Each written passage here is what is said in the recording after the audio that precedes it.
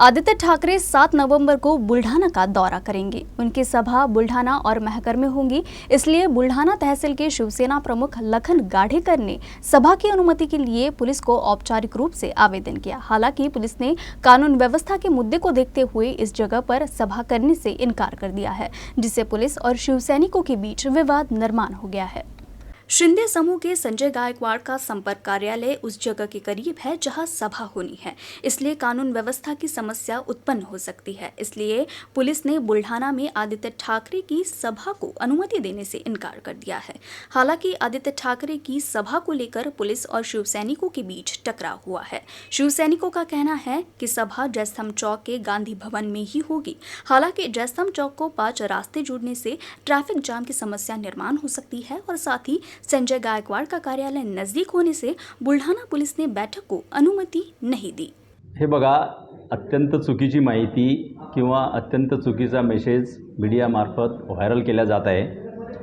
सर्वप्रथम बुल्ढाणा पोलीस प्रशासनाने माननीय आदित्य साहेबांच्या सभेला विरोध केलेला नाही आहे किंवा त्यांनी बुलढाण्यात सभा घेऊ नये अशी त्यांची परवानगीसुद्धा नाकारण्यात आली। स्थिती येऊ नये तसेच माननीय मुख्यमंत्री शिंदे गटाचे जे आमदार आहेत संजूभाऊ गायकवाड यांचे कार्यालयसुद्धा अगदी समोरच आहे आणि मागच्या काही घटना बघता त्या घटनेची पुनरावृत्तीसुद्धा होऊ नये या एवढ्या कारणावरून फक्त त्यांना सभेकरिता आपण पर्यायी जागा शोधावी किंवा आणखी हे करावे याकरिता फक्त त्यांना परवानगी नाकारली होती, बाकी इतर कोणत्या कारणाने नाही।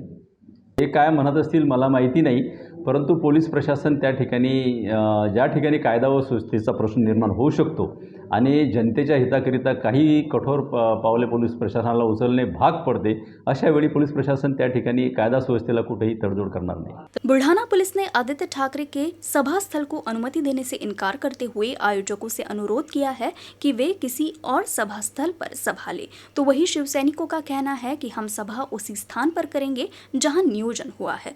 बुल्ढाना शिवसेना सहसंपर्क प्रमुख छगन मेहत्रे ने प्रशासन को चेतावनी दी है कि अगर प्रशासन ने हमें अनुमति देने से मना किया तो भविष्य में ठीक नहीं होगा।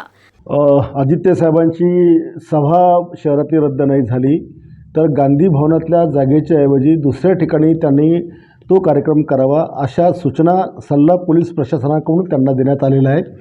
हा परिसर आमच्या सगळ्या चाहत्यांचा समर्थकांचा आहे। माझं कार्यालय देखील याच ठिकाणी आहे आणि मागचा अनुभव पाहता सभा घेताना त्या ठिकाणी चिथावणीखोर भाषण करायचं, अश्लील टीका त्या ठिकाणी करायची, आमच्या कार्यकर्त्याला उचकवल्या जाईल अशा प्रकारचं भाष्य करायचं आणि मग त्याची रिॲक्शन आली की मग पोलीस प्रशासनानं काही केलं नाही, पोलीस प्रशासन त्यांना पाठीशी घालते, बाळासाहेब ठाकरेकडे दादागिऱ्या करतो असा टाहो फोडायचा। याच्याकरता पोलीस प्रशासनाने ज्या गोष्टी भविष्यात घडूच नये अशा गोष्टी टाळण्याकरता आणि कायदा सुव्यवस्था राखण्याकरता जो काही निर्णय घेतला असेल, मला वाटतं त्यांची पोलिसांची भूमिका ही कायदेशीरदृष्ट्या योग्य आहे। आज बुलढाणा येथे आमचे युवा सेनेचे प्रमुख आदित्य ठाकरे यांची 7 तारखेला होणारी सभा गांधी भवन या ठिकाणी होणार आहे। माहितीच्या सूत्राच्या आधारे पोलिसांनी त्या ठिकाणी परवानगी नाकारली असं कळते, परंतु मी आपल्याला प्रशासनाला सांगू शकतो की बा तुम्ही एखाद्या आमदाराच्या दबावाखाली किंवा सत्तेचा माज जो काही तुम्हाला आलेला आहे हा बरोबर नव्हे। तुम्हालाही संपूर्ण महाराष्ट्रामध्ये फिरायचं आहे आणि ती वेळ तुम्ही आमच्या शिवसैनिकावर आणू नका। सभा त्याच ठिकाणी होणार, बुलढाण्याला गांधी भवन ठरलेल्या वेळेतच होणार, त्यामध्ये कोणताही बदल केला जाणार नाही। प्रशासनाला माझा इशारा आहे, जर आम्ही काही त्या सभेमध्ये चुकीचं बोललो, काही भानगडी झाल्या, तर सर्वची जबाबदारी आमच्यावर आहे। आम्हाला आता शेतकऱ्याचे प्रश्न, कामगाराचे प्रश्न, शेतमजुराचे प्रश्न आणि या महाराष्ट्र राज्याला कसं पुढे न्यायचं या विषयावर आम्ही यापुढे बोलणार आहे। गद्दारीचा विषय संपलेला आहे, त्याचे पैसे खोके घेऊन ते संपलेलं आहे। त्यामुळे याच्या पुढे आम्हाला या महाराष्ट्रातल्या जनतेला आणि महाराष्ट्रातल्या जनतेची नाळ जी आमची जुडलेली आहे शिवसेनेची, उद्धव बाळासाहेब ठाकरे यांची, त्या लोकांच्या भल्यासाठी, त्यांच्या कामासाठी आम्ही यापुढे लढा देणार आहे। सभा मात्र त्याच ठिकाणी ठरलेल्या वेळेत होणार म्हणजे होणार म्हणजे होणारच। शिवसेना प्रमुख सन्माननीय आदित्यजी ठाकरे साहेब यांचा महाराष्ट्रभर निष्ठा यात्रेच्या निमित्तानं, शेतकऱ्याशी संवाद साधण्याच्या निमित्तानं या ठिकाणी आदित्य साहेब महाराष्ट्रभर दौरे करत आहेत। 7 तारखेला गांधी भवन येथे बुलढाण्यामध्ये आम्ही त्या ठिकाणी जाहीर सभेसाठी प्रशासनाकडे अर्ज केला होता, पोलीस प्रशासनाकडे अर्ज केला होता. पण त्या ठिकाणी गांधी भवन हे स्थळ नाकारून पोलीस प्रशासन कुणाच्या दबावाखाली काम करत आहे हा खऱ्या अर्थानं माझा पोलीस प्रशासनाला सवाल आहे. गेल्या अनेक वर्षापासून गांधी भवन येथे त्या ठिकाणी कार्यक्रम होत आहेत. मागच्या वेळेस सुद्धा त्या ठिकाणी आदित्यजी ठाकरे साहेबांची जन आशीर्वाद यात्रा त्या ठिकाणी झाली होती. पण प्रशासन या ठिकाणी उडवाउडीची उत्तरं देऊन त्या ठिकाणी मनाला पटत नाही अशी कारणं देऊन त्या ठिकाणी ते स्थळ नाकारण्याचं काम प्रशासन करत आहे. पण बुलढाणा जिल्ह्यामध्ये या ठिकाणी आदित्यजी ठाकरे साहेब यांची सभा जंगी त्या ठिकाणी होईल. यांनी प्रशासनाने कितीही स्थळं नाकारलं, या ठिकाणी काहीही केलं तरी या ठिकाणी बुलढाणा जिल्ह्यामध्ये आदित्य साहेबांची सभा अतिशय मोठ्या ताकदीने या ठिकाणी जिल्ह्यामध्ये होईल. जिला परिषद की विभिन्न विषय समितियों की 4 सभापति पद के लिए पिछले सप्ताह हुए चुनाव के नतीजे शनिवार को घोषित हुए. वंचित बहुजन आघाड़ी के चारों उम्मीदवारों ने सबसे ज्यादा वोट हासिल कर जीत हासिल की. समाज कल्याण सभापति के रूप में आम्रपाली खंडारे, महिला एवं बाल कल्याण सभापति के रूप में रिजवाना परवीन शेख मुख्तार और 2 अन्य विषय समितियों के सभापति के रूप में माया नाइक और योगिता रोकड़े को विजयी घोषित किया गया है. चारों सभापति चुनाव में जीत के बाद जिला परिषद में सत्ताधारी वंचित बहुजन आघाड़ी ने पटाखे फोड़कर जीत का जश्न मनाया. 28 अक्टूबर को अमरावती विभागीय आयुक्त शिवसेना ठाकरे समूह की जिला परिषद सदस्य लता पवार को सदस्य के पद से अपात्र घोषित करने का आदेश दिया. इस आदेश के खिलाफ दायर याचिका की पृष्ठभूमि में कोर्ट ने सभापति पद के लिए चुनाव प्रक्रिया को पूरा करने और अगले आदेश तक चुनाव परिणाम घोषित करने की प्रक्रिया को रोकने का आदेश दिया था. चारों सभापति के लिए चुनाव प्रक्रिया पूरी करने के बाद बंबई उच्च न्यायालय की नागपुर खंडपीठ में 1 नवंबर को संबंधित मामले में सुनवाई हुई. सदस्य के पद के लिए सदस्य लता पवार को अपात्र घोषित करने के लिए अमरावती विभागीय आयुक्त द्वारा दिए गए आदेश को रद्द करते हुए अदालत ने विभागीय आयुक्त को इस मामले में 9 नवंबर को फिर एक बार सुनवाई करने का आदेश दिया. विषय समित्याचे सभापती, समाज कल्याण सभापती आणि महिला बाल कल्याणचे सभापती यांचा जो निकाल रोखण्यात आला होता मतदानाच्या दिवशी, त्या निकालाचा आज तो निकाल जाहीर करण्यात आला आणि तो संपूर्ण निकाल वंचित बहुजन आघाडीच्या माध्यमातून लागला. त्यामुळे आज पुन्हा एकदा वंचित बहुजन आघाडी कोर्टासमोर सुद्धा सक्षम झाली आणि विनाकारण विरोधकांनी हा निकाल रोखण्याचा एक प्रयत्न केला होता. वास्तविक पाहता जे पद गेलं होतं ते पद जातीच्या याच्यामुळे गेलं होतं. याच्यात वंचितचा कोणत्याच प्रकारचा हस्तक्षेप नव्हता. पण विरोधकांना विनाकारण वंचितला कुठेतरी थांबवण्याचा जो प्रयत्न चालू होता तो प्रयत्नसुद्धा आज न्यायालयाच्या माध्यमातून हाणून पाडण्यात आला आणि याच ठिकाणी आज वंचितच्या वतीने फार मोठा जल्लोष साजरा करण्यात आला. मी सध्या बाळासाहेब आंबेडकर आणि अंजलीताई आंबेडकरांचे मनपूर्वक या ठिकाणी आभार मानतो. महाराष्ट्र राज्य लोक सेवा आयोग ग्रुप सी सेवा संयुक्त पूर्व परीक्षा 5 नवंबर को आयोजित की गई. जिले के 4,416 उम्मीदवारों में से 3,562 ने परीक्षा दी और 851 उम्मीदवार अनुपस्थित रहे. अकोला में यह परीक्षा 16 केंद्रों पर आयोजित की गई थी. इससे पहले 8 अक्टूबर को सेकेंडरी सर्विसेज अराजपत्रित ग्रुप बी संयुक्त पूर्व परीक्षा हुई थी.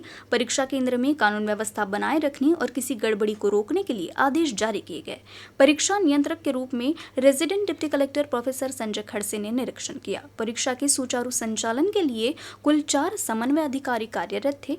इनमें बलवंत अरखराव, सुनील पाटिल, वीए जंजाल एवं अनिल चिंचोले शामिल थे. मोदी सरकार ने देश में असमानता पैदा की है. जाति, पंथ और धर्म के बीच की खाई निर्माण की गई. अमीर और गरीब के बीच की खाई बढ़ती जा रही है. महंगाई और बेरोजगारी ने लोगों को परेशान किया है. भारत का संविधान खतरे में है और कांग्रेस नेता सांसद राहुल गांधी संविधान को बचाने और मतभेदों को मिटाने के उद्देश्य से भारत जोड़ो यात्रा पर है. यह बात कांग्रेस विधानमंडल गठनेता पूर्व मंत्री बालासाहेब थोरात ने अकोला में आयोजित प्रेस वार्ता में कही. यह यात्रा नांदेड़ से अकोला बुल्ढाना पहुंचेगी. कांग्रेस ने यात्रा के स्वागत के लिए जोरदार तैयारी की है. कांग्रेस के राष्ट्रीय नेता सांसद राहुल गांधी की भारत जोड़ो यात्रा महाराष्ट्र के नांदेड़ से शुरू होगी. यह यात्रा नांदेड़, हिंगोली, वाशिम, अकोला, बुल्ढाना जिले में आएगी. नांदेड़ में छत्रपति शिवाजी महाराज की प्रतिमा को अभिवादन कर और मशाल रैली निकालकर यात्रा शुरू की जाएगी. राहुल गांधी की यात्रा को जनता का भारी प्रतिसाद मिल रहा है. ऐसी जानकारी पूर्व मंत्री विधायक बालासाहेब थोरात ने दी. इस प्रेस कॉन्फ्रेंस में कांग्रेस जिलाध्यक्ष अशोक अमानकर, महानगराध्यक्ष डॉक्टर प्रशांत वानखेड़े, पूर्व विधायक बबनराव चौधरी, पूर्व विधायक नातिकुद्दीन खतीब, दरियापुर विधायक बलवंत वानखेड़े, अमरावती कांग्रेस जिलाध्यक्ष बबलू देशमुख, डॉक्टर अभय पाटिल समेत कई कार्यकर्ता मौजूद रहे। तेव्हा त्यांना आम्ही जोडण्याचा प्रयत्न आहे, आमचा सगळ्या माणसाचं मन जोडण्याचा प्रयत्न आहे आणि त्यांचा मात्र तोडाचा कार्यक्रम हे त्यांचं वैशिष्ट्य आहे. म्हणजे आज आता जशा पद्धतीनं सरकार आपण पाहिलं त्या पद्धतीनं मन तोडणं, समाज दुरीकरण निर्माण करणं हे तर त्यांच्या डोक्यात कायम तोडो येत असतं, आमच्या मनामध्ये जोडो येत असतं.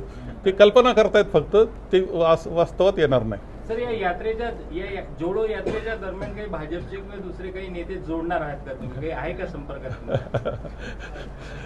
तेव्हा ज्याला लोकशाही ताकदवान व्हावी वाटते आणि घटना आपली वाचावी, तिचे मूलभूत तत्त्व ताकदवान व्हावेत आणि देश पुढे जावा या तत्त्वाप्रमाणे असं वाटतं, त्यांनी सगळ्यांनी यावं असं आमची इच्छा आहे. त्या सगळ्यांना निमंत्रित केलं आम्ही आणि याच्यात राजकीय नाही, म्हणजे ही काही काँग्रेसची यात्रा असं आम्ही मानत नाही, ही तत्त्वज्ञानाची विचाराची यात्रा आहे हे लक्षात घ्या.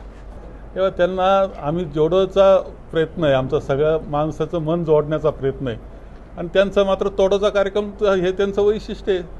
म्हणजे आज आता जशा पद्धतीनं सरकार आपण पाहिलं त्या पद्धतीनं मन तोडणं, समाज दुरीकरण निर्माण करणं हे तर त्यांच्या डोक्यात कायम तोडो येत असतं, आमच्या मनामध्ये जोडो येत असतं. ते कल्पना करतायत फक्त, ते वास्तवात येणार नाही. सर, या जोडो यात्रेच्या दरम्यान काही भाजपचे किंवा दुसरे काही नेते जोडणार आहात का तुम्ही? काही आहे का संपर्कात? तेव्हा ज्याला लोकशाही ताकदवान व्हावी वाटते आणि घटना आपली वाचावी, तिचे मूलभूत तत्त्व ताकदवान व्हावेत आणि देश पुढे जावा या तत्त्वाप्रमाणे असं वाटतं, त्यांनी सगळ्यांनी यावं असं आमची इच्छा आहे. त्या सगळ्यांना निमंत्रित केलं आम्ही आणि याच्यात राजकीय नाही, म्हणजे ही काही काँग्रेसची यात्रा असं आम्ही मानत नाही, ही तत्त्वज्ञानाची विचाराची यात्रा आहे हे लक्षात घ्या. लेखक निर्देशक अरविंद जगताप ने रोष जाहिर करते हुए कहा कि देश में असंवेदनशील मुद्दों पर चर्चा होने की बजाय निरर्थक विषयों को तुल दिया जाता है। वे विदर्भ साहित्य संघ अकोला शाखा द्वारा आयोजित राज्य स्तरीय युवा साहित्य बैठक के अध्यक्ष के रूप में बोल रहे थे। अकोला शहर के वाशम मार्ग स्थित प्रभात किड्स स्कूल के परिसर में शनिवार को 2 दिवसीय राज्य स्तरीय युवा साहित्य सम्मेलन का आगाज हुआ। युवा साहित्य अकादमी पुरस्कार विजेता लेखिका ऐश्वर्या पाटेकर ने बैठक का उद्घाटन किया। साहित्य एक साधना है। यदि आप साहित्य को गंभीरता से देखें तो 1 या 2 कविता या एक लघु कथा लिखकर आप साहित्यकार नहीं बन सकते। युवा साहित्य अकादमी पुरस्कार विजेता लेखिका ऐश्वर्या पाटेकर ने सलाह दी कि इसके लिए कठिन तपस्या की आवश्यकता है। उन्होंने ये भी कहा कि यदि साहित्य को फलना फूलना है तो नए लेखकों को एक मंच प्रदान करना आवश्यक है। आरटीओ अधिकारियों ने शहर के विभिन्न इलाकों में अभियान चलाकर 30 नाबालिगों को मोटर व्हीकल एक्ट के तहत जुर्माना और उनके माता पिता पर हजारों रुपयों का जुर्माना लगाया है। साथ ही अभिभावक अपने नाबालिग बच्चों को गाड़ी नहीं चलाने दे ऐसी अपील भी की गई है।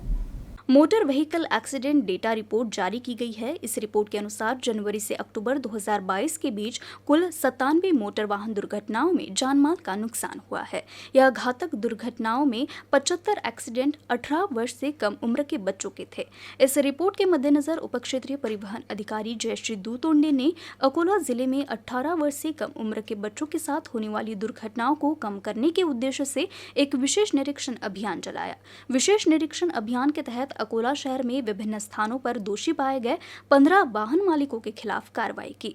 इस अभियान को मोटर वाहन निरीक्षक प्रफुल्ल मेश्राम, सहायक मोटर वाहन निरीक्षक गोपाल पंचोली, सहायक मोटर वाहन निरीक्षक भागवत चोपड़े ने चलाया। खदान थाना अंतर्गत गोरक्षण रोड परिसर के लक्ष्मी नारायण अपार्टमेंट में दोपहिया की बैटरी चार्ज करते समय अचानक बैटरी में विस्फोट हो गया। गनीमत रही कि घटना में कोई जीवित हानि नहीं हुई। दोपहिया की बैटरी चार्ज होते समय घर में बच्चे मौजूद थे। चार्जिंग के दौरान अचानक बैटरी से धुआं निकलने लगा और बैटरी में विस्फोट होने से घर में आग लग गई। घर में मौजूद बच्चों ने शोर शराबा कर इस बात की जानकारी पड़ोसियों को दी। पड़ोसियों ने तुरंत इस बात की जानकारी दमकल विभाग को दी। दमकल विभाग ने मौके पर पहुंचकर आग पर काबू पा लिया। सर्दियों का मौसम शुरू होते ही बाजार में सीताफल बिक्री के लिए आ गए हैं। बालापुर के अंजुमन बाजार में सीताफल की खरीदी के लिए नागरिकों की भीड़ देखने को मिल रही है। सर्दियों के मौसम में आने वाले सीताफल को खाने के कई फायदे हैं। सीताफल खाने से दिल की कमजोरी दूर होती है। सीताफल में विटामिन ए भी होता है, जिससे आंखों की देखने की क्षमता भी बढ़ती है। बालापुर में थोक व्यापारी हर साल बड़े पैमाने पर सीताफल बिक्री के लिए लेकर आते हैं। थोक विक्रेताओं से छोटे व्यापारी खरीदकर आसपास के ग्रामीण और बालापुर में सीताफलों की बिक्री करते हैं। इस साल बड़े पैमाने पर सीताफल की पैदावार हुई है। बालापुर के अंजुमन बाजार में मात्र 20 रुपए किलो में अच्छी क्वालिटी के सीताफल बिक रहे हैं, जिसे खरीदने के लिए बालापुर के नागरिकों की हर दुकान पर भीड़ देखने को मिल रही है। अमरावती मुंबई एक्सप्रेस और नागपुर पुणे एक्सप्रेस को 7 से 9 नवंबर तक रद्द कर दिया गया है। मध्य रेलवे के भुसावल मंडल अंतर्गत के भादली स्टेशन पर 4th लाइन काम के लिए ब्लॉक लिए जाने के कारण अमरावती मुंबई एक्सप्रेस और नागपुर पुणे एक्सप्रेस को 7 से 9 नवंबर तक रद्द कर दिया गया है। साथ ही नागपुर मंडल में 3rd लाइन के काम के लिए ब्लॉक लिए जाने के कारण विदर्भ और महाराष्ट्र एक्सप्रेस को 6 से 8 नवंबर तक के लिए शॉर्ट टर्मिनेटेड कर दिया गया है। ये ट्रेनें 6 से 8 नवंबर तक नागपुर तक ही चलेगी। अकोला बुलेटिन में फिलहाल के लिए बस इतना ही। खबरों का सिलसिला यूं ही जारी रहेगा। देखते रहिए UCN न्यूज़।